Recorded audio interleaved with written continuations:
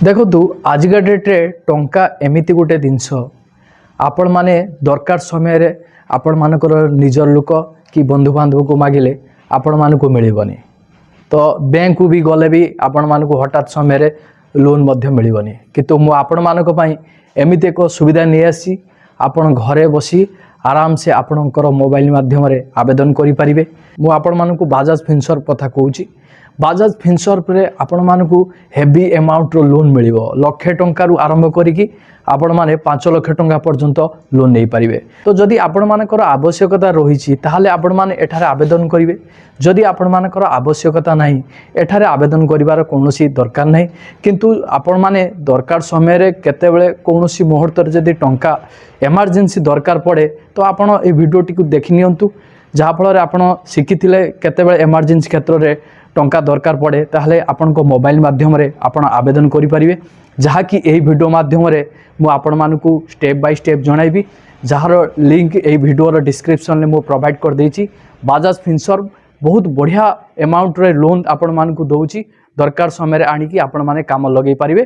तो चलंतु मु आपण मानकु एही वीडियो रे स्टेप बाय स्टेप जणाउछि आपण माने केमिति निजर मोबाइल माध्यम रे आवेदन करि परिवे। जतेबेले एही वीडियो रे आपण माने डिस्क्रिप्शन को जिवे लिंक पर क्लिक करेंगे तो यही पेज रे आपण माने पहुँची जिवे। देखंतु कौनसी इमरजेंसी समय रे बाजाज फिनसर्व रु जदि आपण माने लोन नवा पई चाहुचंती ताहाले आपण माने एथिरे 24 घंटा रु 48 घंटा मध्य रे आपण लोन पाई परिवे। देखंतु एथिरे समस्ते लोन नहीं पारिबे।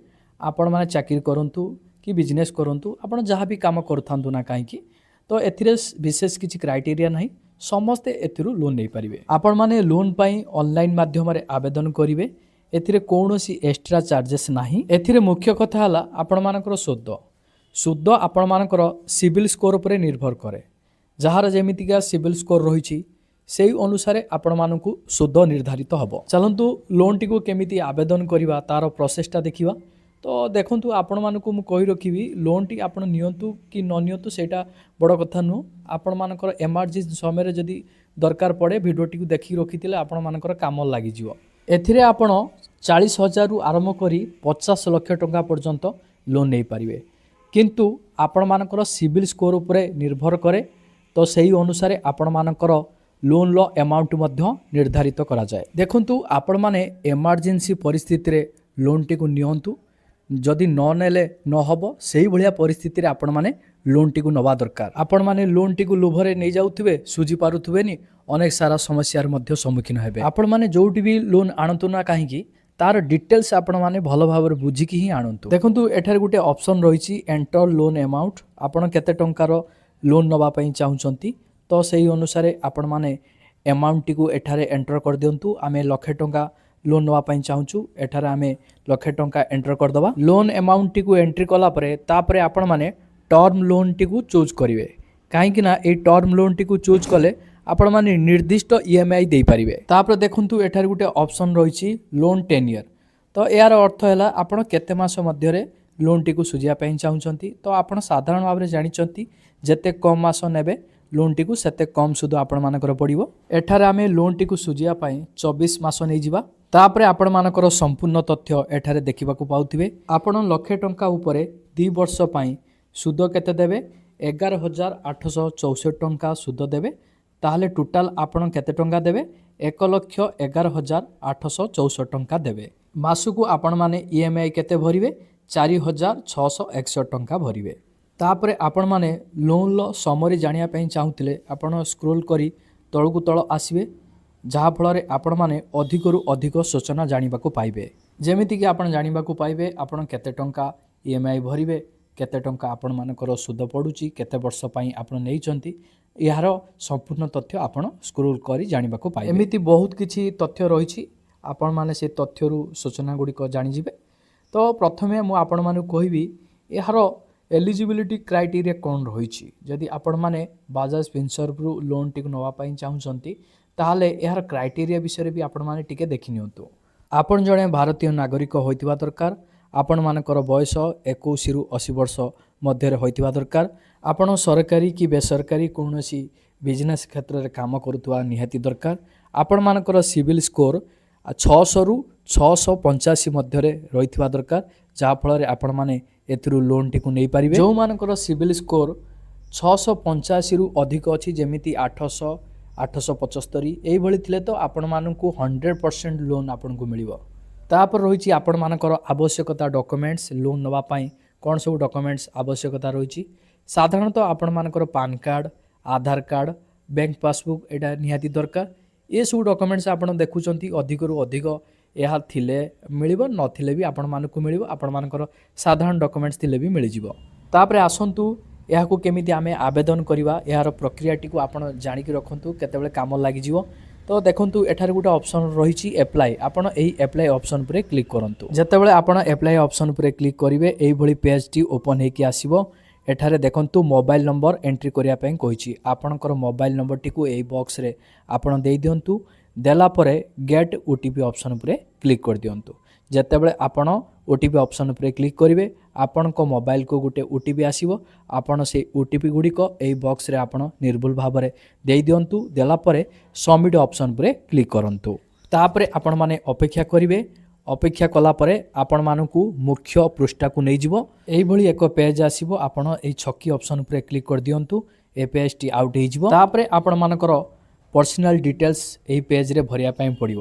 ଦେଖନ୍ତୁ ବାଜାଜ ଫିନସର୍ଭ ତରଫରୁ ଆପଣମାନଙ୍କୁ ଗୋଟେ ଅଫର୍ ମଧ୍ୟ ମିଳୁଛି। ଏବେ ଯେତେବେଳେ ଆପଣମାନଙ୍କର ଲୋନ୍ଟି ଆପ୍ରୁଭାଲ୍ ହେଇଯିବ ଏହି ଅଫର୍ଟି ଆପଣମାନଙ୍କୁ ମିଳିବ। ଗୋଟିଏ ବର୍ଷ ପାଇଁ ଆପଣ ବାଜାଜ ପ୍ରାଇମ୍ ଫ୍ରିରେ ପାଇବେ, ପ୍ଲସ୍ 200 ଟଙ୍କାର ଆମାଜନ୍ ଭାଉଚର ମଧ୍ୟ ପାଇବେ। ପର୍ସନାଲ ଡିଟେଲ୍ସରେ ଆପଣମାନଙ୍କର ପାନ୍ କାର୍ଡ଼ର ଯେଉଁ ଫୁଲ୍ ନେମ୍ଟି ରହିଛି ଆପଣମାନେ ଏହି ବକ୍ସରେ ଏଣ୍ଟ୍ରି କରିଦେବେ। ଏଣ୍ଟ୍ରି କଲା ପରେ ଆପଣ ଜେଣ୍ଡର ସିଲେକ୍ଟ କରିବେ। ଜେଣ୍ଡର ସିଲେକ୍ଟ କଲା ପରେ ଡେଟ୍ ଅଫ୍ ବାର୍ଥଟିକୁ ଆପଣ ସିଲେକ୍ଟ କରିନେବେ। ଡେଟ୍ ଅଫ୍ ବାର୍ଥଟିକୁ ସିଲେକ୍ଟ କଲା ପରେ ଆପଣମାନଙ୍କର ପାନ୍ କାର୍ଡ଼ଟି ନମ୍ବରଟିକୁ ଦେଇଦେବେ। ପାନ୍ କାର୍ଡ଼ ନମ୍ବର ଦେଲା ପରେ ତାପରେ ଆପଣମାନେ ସ୍ୟାଲେରିଡ୍ କି ସେଲ୍ଫ ଏମ୍ପ୍ଲଏଡ଼୍ ଆପଣ ସିଲେକ୍ଟ କରିବେ। ସିଲେକ୍ଟ କଲା ପରେ ଆପଣମାନଙ୍କର ରେସିଡେଣ୍ଟାଲ ପିନ୍ କୋଡ଼ଟିକୁ ଦେଇଦେବେ। ତାପରେ ଆପଣମାନଙ୍କର 3ଟି ଟର୍ମ ଆଣ୍ଡ କଣ୍ଡିସନ୍ ରହିଛି। ଏହି 3ଟି ଟର୍ମ ଆଣ୍ଡ କଣ୍ଡିସନ୍କୁ ଆପଣ ସିଲେକ୍ଟ କରିନେବେ। ସିଲେକ୍ଟ କଲା ପରେ ତାପରେ ନେକ୍ସଟ ଅପସନ୍ ଉପରେ ଆପଣ କ୍ଲିକ୍ କରନ୍ତୁ। ତାପରେ ଆପଣମାନଙ୍କର ଆସିବ ଇନକମ୍ ଭେରିଫିକେସନ୍। ଏଇଟା ହେଲା ଆପଣମାନଙ୍କର ମୁଖ୍ୟ ପ୍ରକ୍ରିୟା। ଏହି ମୁଖ୍ୟ ପ୍ରକ୍ରିୟା ସମାପ୍ତ ହେଲା ପରେ ତାପରେ ସହଜ ରହିଛି ଗୋଟିଏ ଷ୍ଟେପ୍ ପରେ ଆପଣମାନଙ୍କର କମ୍ପ୍ଲିଟ୍ ହେଇଯିବ। ତାପରେ ଆପଣମାନେ ଏହି ପେଜ୍ରେ ଆପଣମାନେ କେଉଁ ବ୍ୟାଙ୍କ ଆକାଉଣ୍ଟରେ ଟ୍ରାଞ୍ଜାକ୍ସନ୍ କରୁଛନ୍ତି ସେଇ ବ୍ୟାଙ୍କ ଆକାଉଣ୍ଟଟିକୁ ଆପଣ ସିଲେକ୍ଟ କରିନେବେ। ସିଲେକ୍ଟ କଲା ପରେ ଆପଣମାନଙ୍କର ବ୍ୟାଙ୍କ ଆକାଉଣ୍ଟର ଟ୍ରାଞ୍ଜାକ୍ସନ୍ ଉପରେ ନିର୍ଭର କରେ ଆପଣମାନଙ୍କୁ ଲୋନ୍ ମିଳିବ କି ନ ମିଳିବ। ତ ଏଠାରେ ମୋର SBIର ଆକାଉଣ୍ଟ ଅଛି। ମୁଁ SBI ଆକାଉଣ୍ଟଟିକୁ ସିଲେକ୍ଟ କରିନେଲି। ସିଲେକ୍ଟ କଲା ପରେ ଦେଖନ୍ତୁ ଏଠାରେ ଟର୍ମ ଆଣ୍ଡ କଣ୍ଡିସନ୍ ରହିଛି। ଟର୍ମ ଆଣ୍ଡ କଣ୍ଡିସନ୍ଟିକୁ ଆପଣ କ୍ଲିକ୍ କରିନେବେ। ତାପରେ ଆପଣ କଣ୍ଟିନ୍ୟୁ ଅପସନ୍ ଉପରେ କ୍ଲିକ୍ କରନ୍ତୁ। ତାପରେ ଆପଣଙ୍କ ଆକାଉଣ୍ଟରେ ଯେଉଁ ମୋବାଇଲ ନମ୍ବରଟି ଲିଙ୍କ୍ ଥିବ ସେଇ ମୋବାଇଲ ନମ୍ବରକୁ ଗୋଟେ OTP ଯିବ। OTP ଦେଲା ପରେ ତାପରେ ଏଠାରେ ଆପଣମାନଙ୍କର ଟର୍ମ ଆଣ୍ଡ କଣ୍ଡିସନ୍ ରହିଛି। ଟର୍ମ ଆଣ୍ଡ କଣ୍ଡିସନ୍ଟିକୁ କ୍ଲିକ୍ କରି ସବମିଟ୍ ଅପସନ୍ ଉପରେ କ୍ଲିକ୍ କରିଦିଅନ୍ତୁ। ପୁଣି ଆପଣଙ୍କ ଆକାଉଣ୍ଟ ସାମ୍ନାକୁ ଆସିବ। ଆପଣ ଏହି ବକ୍ସରେ କ୍ଲିକ୍ କରି ସବମିଟ୍ ଅପସନ୍ ଉପରେ କ୍ଲିକ୍ କରନ୍ତୁ। ଆପଣଙ୍କ ବ୍ୟାଙ୍କ ଆକାଉଣ୍ଟ ସହିତ ଯେଉଁ ମୋବାଇଲଟି ଲିଙ୍କ୍ ଅଛି ସେହି ମୋବାଇଲ ନମ୍ବରକୁ ଗୋଟେ OTP ଯିବ। ଆପଣ OTPଟିକୁ ଏହି ବକ୍ସରେ ଦେଇ ସବମିଟ୍ ଅପସନ୍ ଉପରେ କ୍ଲିକ୍ କରିବେ। ଯେତେବେଳେ ଆପଣ ସବମିଟ୍ ଅପସନ୍ ଉପରେ କ୍ଲିକ୍ କରିବେ ସେହି ମୋବାଇଲ ନମ୍ବର ଲିଙ୍କ୍ ସହିତ ଯେତିକି ବି ଆକାଉଣ୍ଟ ରହିଛି ସେହି ଆକାଉଣ୍ଟ ଗୁଡ଼ିକ ଶୋ କରିବ। ଆପଣ ସେହି ଆକାଉଣ୍ଟକୁ ମଧ୍ୟ ଆପଣ ବଦଳାଇ ପାରିବେ। ତ ପ୍ରଥମରୁ ତ ମୁଁ SBI ଆକାଉଣ୍ଟ ଦେଇଛି, ତ SBIରେ ଠିକ୍ ରହିଛି ଆପଣମାନେ ଦେଖିବାକୁ ପାଉଥିବେ। ତ ଆପଣମାନଙ୍କର SBIର ଯେଉଁ ଟ୍ରାଞ୍ଜାକ୍ସନ୍ ଗୁଡ଼ିକ ରହିଛି ତ ଯେକୌଣସି ଟ୍ରାଞ୍ଜାକ୍ସନ୍ ଗୋଟେ ସେୟାର କରିବା ବାଜାଜ ଫିନସର୍ଭ ତରଫରୁ କୁହାଯାଉଛି। ତ ଯେକୌଣସି ଗୋଟେ ଟ୍ରାଞ୍ଜାକ୍ସନ୍ ପିରିୟଡ଼କୁ ଆମେ ସିଲେକ୍ଟ କରିନେବା। ଆପଣ ଯଦି ଚାହିଁବେ ସବୁଗୁଡ଼ାକୁ ସିଲେକ୍ଟ କରିକି ବାଜାଜ ଫିନସର୍ଭକୁ ଆପଣ ସେୟାର କରିପାରିବେ। ତ ଏଇଠାରେ ମୁଁ ଗୋଟେ ଟ୍ରାଞ୍ଜାକ୍ସନ୍ ପିରିୟଡ଼କୁ ସିଲେକ୍ଟ କରି ମୁଁ ସେୟାର କରିଦେଉଛି। ତାପରେ ଗେଟ୍ କନସେଣ୍ଟ ଅପସନ୍ ଉପରେ କ୍ଲିକ୍ କରିବା।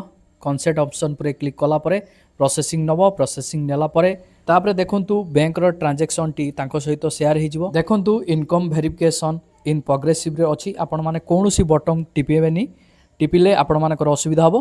ତାପରେ ଦେଖନ୍ତୁ କିଛି ସମୟ ମଧ୍ୟରେ ଇନକମ୍ ଭେରିଫିକେସନ୍ ଆପଣମାନଙ୍କର ସକ୍ସେସଫୁଲ୍ ହେଇଯିବ। ପ୍ରୋସେସିଂ ପରେ ଆପଣମାନଙ୍କର ପରବର୍ତ୍ତୀ ପୃଷ୍ଠା ଆସିଯିବ। ଦେଖନ୍ତୁ ଏଠାରେ ଆପଣମାନଙ୍କର ଏମ୍ପ୍ଲଏଡ୍ ଡିଟେଲ୍ସ ଏଠାରେ ଶୋ କରାଉଛି। ଆପଣମାନେ ଏଠାରେ ଏମ୍ପ୍ଲଏଡ୍ ଡିଟେଲ୍ସ ଭରିଦେବେ। କେଉଁ ଜାଗାରେ କ'ଣ କାମ କରୁଛନ୍ତି କମ୍ପାନୀର ନାମ ଦେବେ। ଏଠାରେ ଆପଣ ଦେଖନ୍ତୁ 3ଟି ଅପସନ୍ ରହିଛି। କମ୍ପାନୀ ଟାଇପ୍ ରହିଛି ଆପଣମାନଙ୍କର ମାନୁଫ୍ୟାକ୍ଚରିଂ, ସର୍ଭିସ୍, ଟ୍ରେଡିଂ। ତ ଗୋଟିଏ ସିଲେକ୍ଟ କରିନିଅନ୍ତୁ। ତାପରେ ଇଣ୍ଡିଭିଜୁଆଲ ରଖନ୍ତୁ। ତାପରେ ରହିଛି ଆପଣମାନଙ୍କର ଇୟର୍ ଅଫ୍ ଇନକର୍ପୋରେସନ୍। ଆପଣ କେବେଠାରୁ କ'ଣ କାମ କରୁଛନ୍ତି ମସିହାଟିକୁ ଆପଣ ଏଠାରେ ଏଣ୍ଟ୍ରି କରିଦେବେ। ତାପରେ ଆପଣମାନଙ୍କର ଆନୁଆଲି ଟର୍ଣ୍ଣଓଭର କେତେ କ'ଣ ରହିଛି रोजगार आपण वर्ष को से अनुसार ए बॉक्स रे आपण माने एंट्री कर देबे तापर आपण मानकर रेसिडेंटल एड्रेस आ बिजनेस लोकेशन सेम जदी अछि यस कर दियंतु तापर होछि आपण मानकर your total monthly loan EMIs जदी आपण पूर्वर किछि ईएमआई दउचंती ताले ए बॉक्स रे आपण एंट्री करिवे जदी किछि दउ नांती ताले जीरो लेखि कि आपण माने कंटिन्यू ऑप्शन पर क्लिक करंतु देखंतु आपण मानकर एप्लिकेशन टी सफलतार सह दाखल होई गला वर्तमान एप्लिकेशन टी अंडर प्रोसेस रे रहिबो 24 घंटा 48 घंटा मध्य रे कंपनी तरफ कॉल आसीबो आपण मानकर आउ थरे डॉक्यूमेंट्स गुडी को वेरिफिकेशन रहिबो रहिला परे आपण मानकर लोन टी अप्रूवल होई जिवो ए तो थिला ए वीडियो रे आपण मानक पई सूचना जदि आपण माने बजाज फिनसर्व तरफ लोन नवा पई चाहुचंती ताहले ए वीडियो रे डिस्क्रिप्शन ले मो आपण मानको लिंक प्रोवाइड कर देछि आपण माने से लिंक पर क्लिक करी सीधा सड़क बजाज फिनसर्व रो वेबसाइट रे पहुंची लोन पई आवेदन करि परिबे सबुठ गुरुत्वपूर्ण कथा हला जदि आपण माने आवेदन करिवार प्रक्रिया गुडी को संपूर्ण करि पारनांती ताहले आपण माने टेंशन नियंतुनी प्रथम प्रक्रियाटी को आपण माने संपूर्ण कर दियंतु जेमितिका आपण मानकर नेम मोबाइल नंबर देला परे आपणकर ओटीपी आसीबो ओटीपी देला परे वेरिफिकेशन समाप्ति हला परे जो प्रक्रियाटी प्रथम प्रक्रियाटी कंप्लीट हुए सेही प्रक्रियाटी जदि आपण माने निर्भुल भाव कर देथिबे बाकी आपण मानकर जो प्रक्रिया रहिबो कंपनी कॉल करिवे से सब प्रक्रिया आपण मानकर कंप्लीट होई जिवो।